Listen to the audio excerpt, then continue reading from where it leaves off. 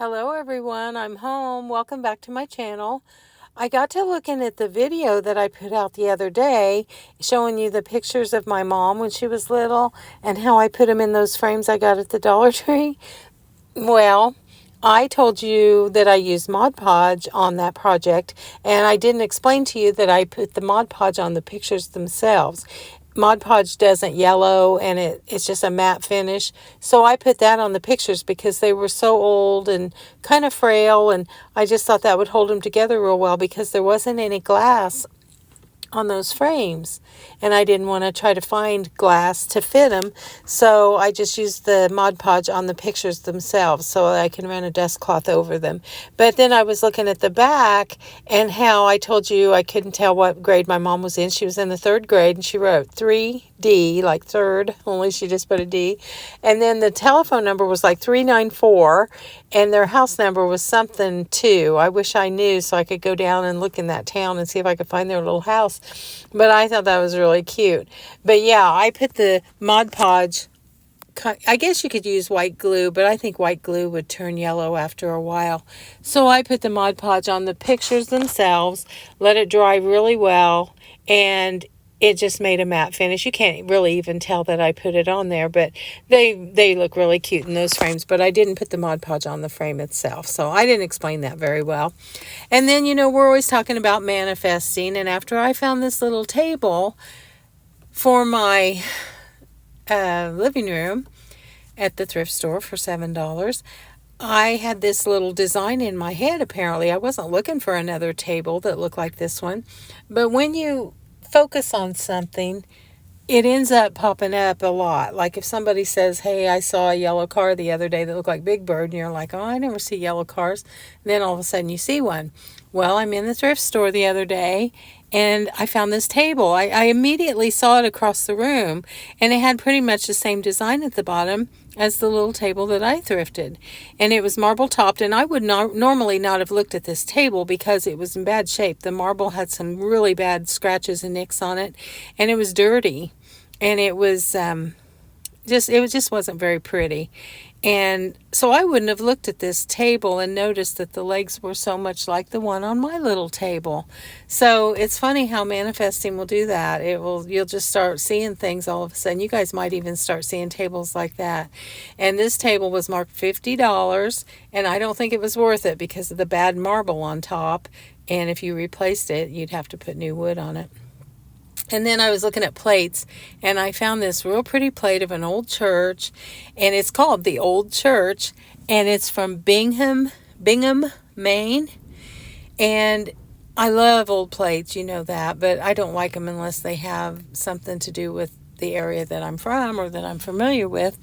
Well, I'm looking at this thinking it was 99 cents, and I was thinking, gosh, wouldn't someone from Bingham, Maine love to have that? That's what I always think when I see churches or any place from far away, that someone out there. But then you got to buy them and put them on Facebook or eBay or Etsy and try to find somebody from that area. But it would be neat to find somebody from that area and see if they'd want that plate. So as I'm looking at that plate, I see another plate. And as soon as I saw it, I thought, oh my gosh, it was Milford, Illinois landmarks.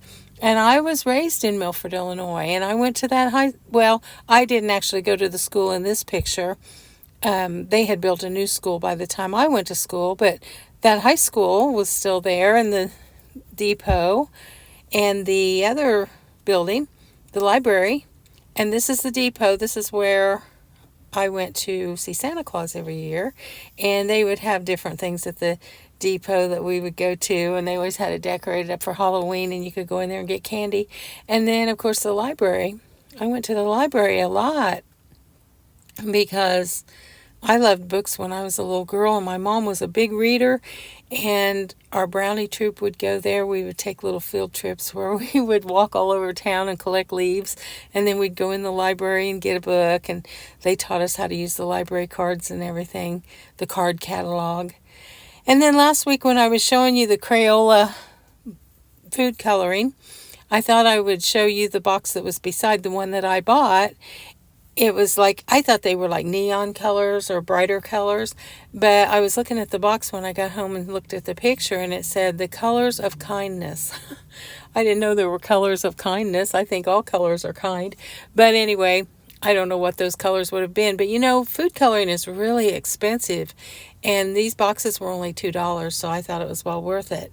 And then when it starts to be spring, I like to break out my purpley, sparkly lipsticks and nail polishes, and I have my favorites, and gosh darn it, if you like a favorite, you better buy 2 or 3 bottles or tubes, because makeup changes every 3 or 4 months. They change all the colors and you can't ever get them again. And my favorite ones are gone. So I was in CVS the other day and I had a coupon for like $6 off. So I picked up these 2 that are pretty much what I've always worn. And then remember that time my husband bought me $5 worth of jewelry out of the CVS bin, 99-cent bin up towards the cash register? I was looking in there the other day while I was waiting in line, and I saw these pretty purple earrings, and I thought they would be really pretty for spring. And one of these days I'll tell you about somebody's birthstone that means a lot to me. And so I like purple things, and I like purple anyway, but I thought they looked springy. So I'm getting ready to take that $1 thrifted rabbit that I got where all the gold was falling off of him. I've brushed him down and got all the loose gold off.